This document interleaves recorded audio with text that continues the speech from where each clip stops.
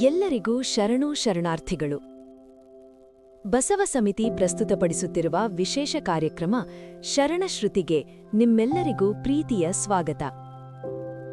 Professor Siddanna ಲಂಗೋಟಿ ಅವರು ರಚಿಸಿರುವ ಮಹಾನ್ ದಾರ್ಶನಿಕ ಬಸವಣ್ಣ ಕೃತಿಯನ್ನು ನಾವೀಗ ಧ್ವನಿರೂಪದಲ್ಲಿ ನಿಮ್ಮ ಮುಂದೆ ತರುತ್ತಿದ್ದೇವೆ. ಬನ್ನಿ, ಗುರು ಬಸವಣ್ಣನವರ ಆದರ್ಶಗಳು ಮತ್ತು ಅವರ ಕ್ರಾಂತಿಕಾರಕ ವಿಚಾರಗಳ ಈ ಅದ್ಭುತ ಪಯಣವನ್ನು ನಾವೆಲ್ಲರೂ ಒಟ್ಟಾಗಿ ಕುಳಿತು ಆಲಿಸೋಣ. ಅಧ್ಯಾಯ 7. ಬಸವ ಮಹಾಮನೆ, ದಾಸೋಹ ಹಾಗೂ ಪ್ರಸಾದ.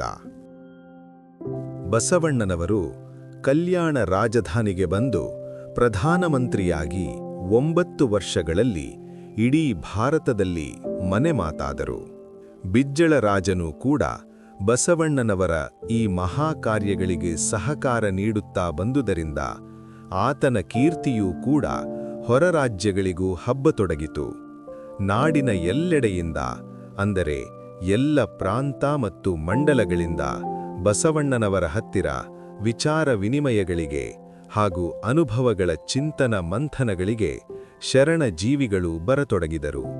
ದೂರದಿಂದ ಬಂದವರಿಗೆಲ್ಲ ವಸತಿ ವ್ಯವಸ್ಥೆ ಹಾಗೂ ಪ್ರಸಾದ ವ್ಯವಸ್ಥೆಯಾಯಿತು.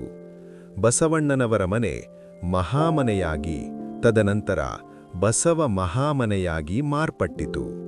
ಶಿವಯೋಗಿ ಸಿದ್ಧರಾಮೇಶ್ವರರು ತಮ್ಮ ವಚನದಲ್ಲಿ ಬಸವ ಮಹಾಮನೆಯ ಕುರಿತು ಹೀಗೆ ಹೇಳಿದ್ದಾರೆ. ಅಯ್ಯ, ನಿಮ್ಮ ಶರಣರಲ್ಲದವರ ಮನೆ ಕೆಮ್ಮನೆ ಕಂಡಯ್ಯ, ನಿಮ್ಮ ಶರಣರ ಮನೆ ನೆರೆವನೆ ನೋಡಾ ಎನಗೆ. ಸಿರಿಯಾಳ ಮನೆಗಟ್ಟಿ ಬೇರೂರಿಗೆ ಒಕ್ಕಲು ಹೋದ, ದಾಸಿಮಯ್ಯ ಮನೆಗಟ್ಟಿ ವ್ಯವಹಾರವನಾಗಿ ಹೋದ, ಸಿಂಧುಬಲ್ಲಾಳ ಮನೆಗಟ್ಟಿ ಕೈಕೂಲಿಕಾರನಾಗಿ ಹೋದ, ಗಂಗೆವಾಳುಕರು ಮನೆಗಟ್ಟಿ ಲಿಂಗದ ಹೊಲಬನರಿಯದೆ ಹೋದರು. ಇವರೆಲ್ಲರೂ ಮನೆಯ ಮಾಡಿ ಮಹದ್ವಸ್ತುವನರಿಯದೆ ಸಾಲೋಕ್ಯ, ಸಾಮೀಪ್ಯ, ಸಾರೂಪ್ಯ ಹಾಗೂ ಸಾಯುಜ್ಯವೆಂಬ ಪದವಿಗೊಳಗಾದರು. ನಿಮ್ಮ ಸಂಗನ ಬಸವಣ್ಣ ಬಂದು ಕಲ್ಯಾಣದಲ್ಲಿ ಮನೆಯ ಕಟ್ಟಿದಡೆ ಮರ್ತ್ಯಲೋಕವೆಲ್ಲವೂ ಭಕ್ತಿ ಸಾಮ್ರಾಜ್ಯವಾಯಿತ್ತು. ಆ ಮನೆಗೆ ತಲೆವಾಗಿ ಹೊಕ್ಕವರೆಲ್ಲರೂ ನಿಜಲಿಂಗ ಫಲವ ಪಡೆದರು. ಆ ಗೃಹವ ನೋಡಬೇಕೆಂದು ನಾನು ಹಲವು ಕಾಲ ತಪಸ್ಸಿದ್ದೆನು. ಕಪಿಲಸಿದ್ಧ ಮಲ್ಲಿನಾಥ, ನಿಮ್ಮ ಶರಣ ಸಂಗನ ಬಸವಣ್ಣನ ಮಹಾಮನೆಗೆ ನಮೋ ನಮೋ ಎಂದು ಬದುಕಿದೆನು. ಈ ಬಸವ ಮಹಾಮನೆಯ ಮಹಾತಾಯಿಯಾಗಿ ಅಕ್ಕ ನಾಗಮ್ಮನವರು ಸಂಪೂರ್ಣ ಜವಾಬ್ದಾರಿ ಹೊತ್ತರು. ಕಲ್ಯಾಣಕ್ಕೆ ಆಗಮಿಸುತ್ತಿದ್ದ ಶರಣ ಶರಣೆಯರನ್ನು ಗೌರವಾದರಗಳಿಂದ ಸ್ವಾಗತಿಸುವ ಹಾಗೂ ಪ್ರಸಾದ ವ್ಯವಸ್ಥೆಯ ಜವಾಬ್ದಾರಿಯನ್ನು ಗಂಗಾಂಬಿಕೆ ಹಾಗೂ ನೀಲಾಂಬಿಕೆಯರು ನೋಡಿಕೊಳ್ಳುತ್ತಿದ್ದರು. ಶರಣೆ ಲಿಂಗಮ್ಮ, ಲಕ್ಕಮ್ಮ, ದಾನಮ್ಮ, ಮರುಳಶಂಕರದೇವ ಮುಂತಾದ ಶರಣರು ಪ್ರಸಾದ ಸಿದ್ಧಪಡಿಸುವ ಕಾರ್ಯದಲ್ಲಿ ಕೈಜೋಡಿಸುತ್ತಿದ್ದರು. ಮಹಾಮನೆಯ ಆಕುಳುಗಳು ಮತ್ತು ಕರುಗಳ ಜವಾಬ್ದಾರಿಯನ್ನು ತುರುಗಾಹಿ ರಾಮಣ್ಣ ಶರಣರ ನೇತೃತ್ವದ ಗುಂಪು ನೋಡಿಕೊಳ್ಳುತ್ತಿತ್ತು. ಶರಣ ಸಿದ್ಧರಾಮೇಶ್ವರರು ಬಸವಣ್ಣನವರ ಮಹಾಮನೆಯನ್ನು ಸಂಗನ ಮನೆ ಎಂದು, ಅಲ್ಲಿರುವ ಶರಣ ಜನರನ್ನು ಕೀರ್ತಿವಂತರೆಂದು, ಆ ಮನೆಯೊಳಗೆ ಪ್ರವೇಶಿಸಿದವರ ಮನ ಪರಿವರ್ತನೆಯಾಗಿ ಬಸವಣ್ಣನಂತಾಗುವರೆಂದು ತಮ್ಮ ಇನ್ನೊಂದು ವಚನದಲ್ಲಿ ಬಣ್ಣಿಸಿದ್ದಾರೆ. ಮನೆಯ ನೋಡಿ ಮನ ಹೊಗುವಂತಾಗಬೇಕು, ಜನ ನೋಡಿದಡೆ ಕೀರ್ತಿವಂತರಾಗಬೇಕು. ನಮ್ಮ ಸಂಗನ ಮನೆ ಹೊಕ್ಕಡೆ ಮನವಳಿದು ಮನೋರಥ ಬಸವಣ್ಣನಂತಾಗಬೇಕು ಕಾಣ. ಕಪಿಲಸಿದ್ಧ ಮಲ್ಲಿಕಾರ್ಜುನ. ಕಲ್ಯಾಣಕ್ಕೆ ಶಾಶ್ವತವಾಗಿ ನೆಲೆಸಲು ಬಂದ ಶರಣರಿಗೆಲ್ಲ ವಸತಿ ವ್ಯವಸ್ಥೆ ಕಲ್ಪಿಸಲು ಬಂದವರ ಓಣಿಯಲ್ಲಿ ಸ್ವಾಗತ ಕೋರುವ ಶರಣರ ಒಂದು ಗುಂಪು ಜವಾಬ್ದಾರಿ ನಿರ್ವಹಿಸುತ್ತಿತ್ತು. ಬಸವ ಮಹಾಮನೆಯಲ್ಲಿ ಕಾಯಕಜೀವಿ ಶರಣರಿಗೆ ಸಾಮೂಹಿಕವಾಗಿ ಸಹಭೋಜನ, ಅಂದರೆ ಪ್ರಸಾದ ದಾಸೋಹ ವ್ಯವಸ್ಥೆ ಕಲ್ಪಿಸಲಾಗಿತ್ತು.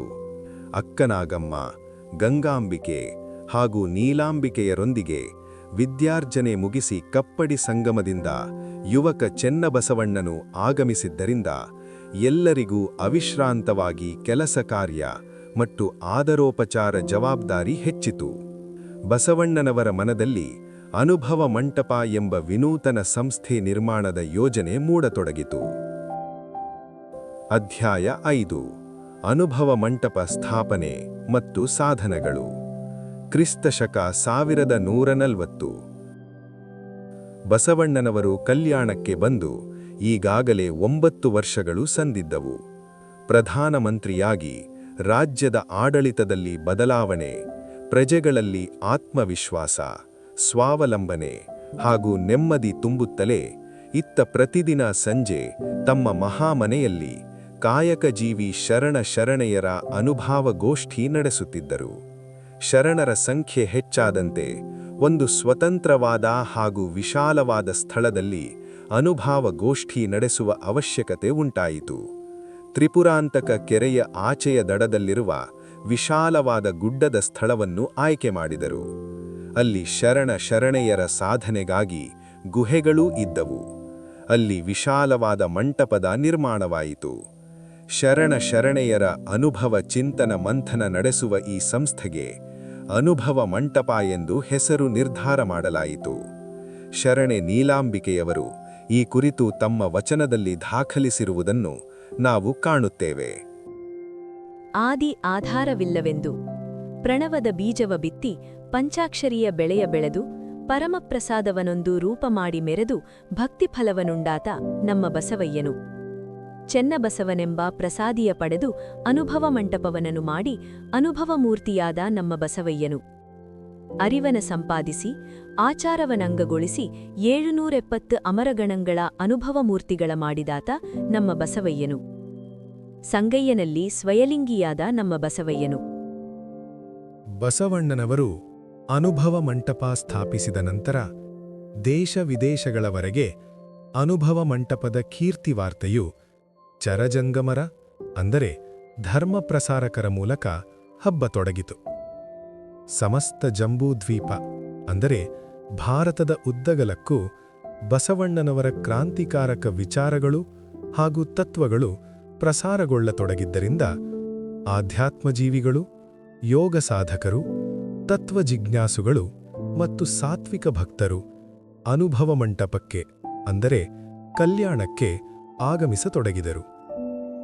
ಅನುಭವ ಮಂಟಪವು ಜಗತ್ತಿನ ಪ್ರಪ್ರಥಮ ಹಾಗೂ ಪ್ರಜಾಪ್ರಭುತ್ವ ಮಾದರಿಯ ಸ್ವತಂತ್ರ ಹಾಗೂ ಮುಕ್ತ ಚಿಂತನೆಯ ಸಂಸತ್ತು ಅಂದರೆ ಪಾರ್ಲಿಮೆಂಟ್ ಎಂದೇ ಖ್ಯಾತಿ ಪಡೆಯಿತು.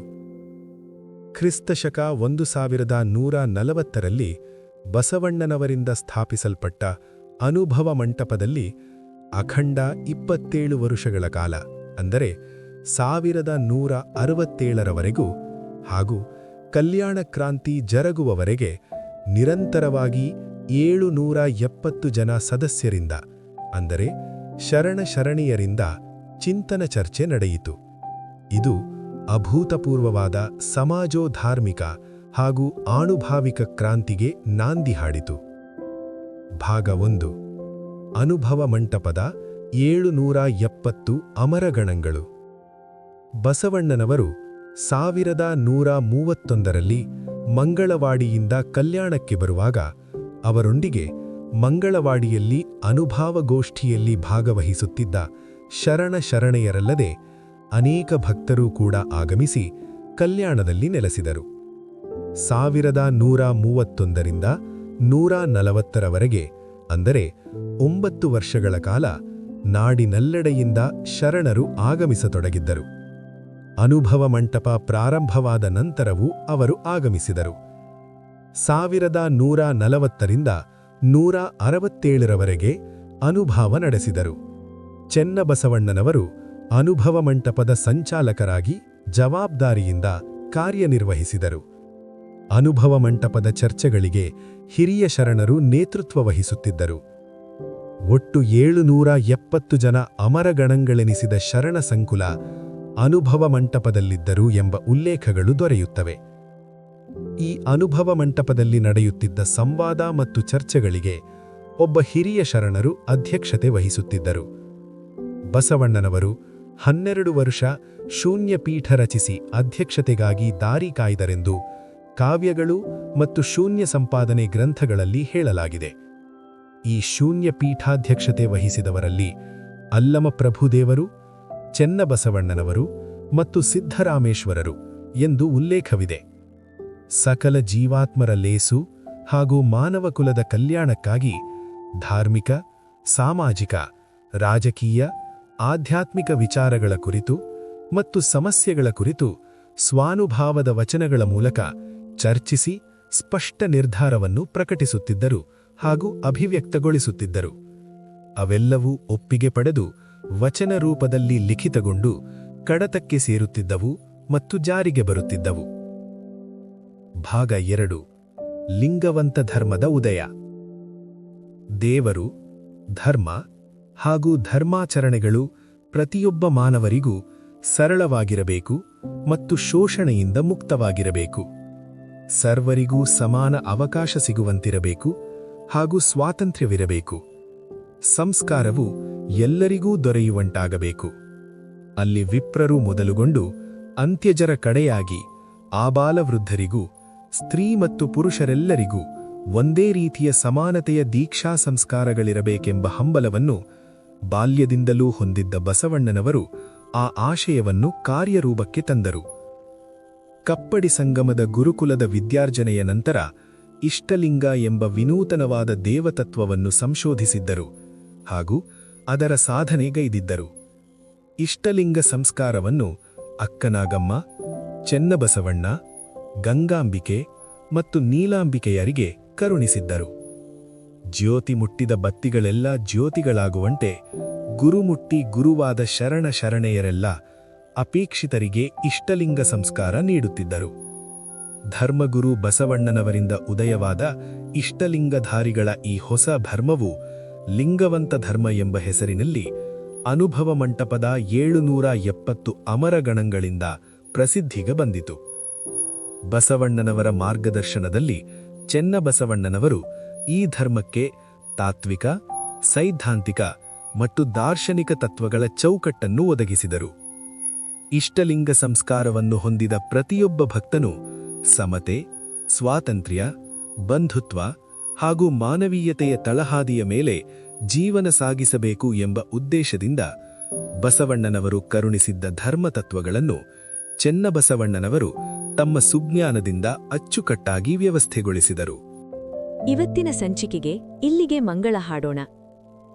ಜಗಜ್ಯೋತಿ ಬಸವಣ್ಣನವರ ಜೀವನ ದರ್ಶನದ ಈ ವಿವರಣೆ ನಿಮ್ಮೆಲ್ಲರಿಗೂ ಇಷ್ಟವಾಗಿದೆ ಎಂದು ನಂಬಿದ್ದೇವೆ. ಮತ್ತೆ ಮುಂದಿನ ಬಾರಿ ಸಿಗೋಣ. ಅಲ್ಲಿಯವರೆಗೂ ಶರಣು ಶರಣಾರ್ಥಿಗಳು.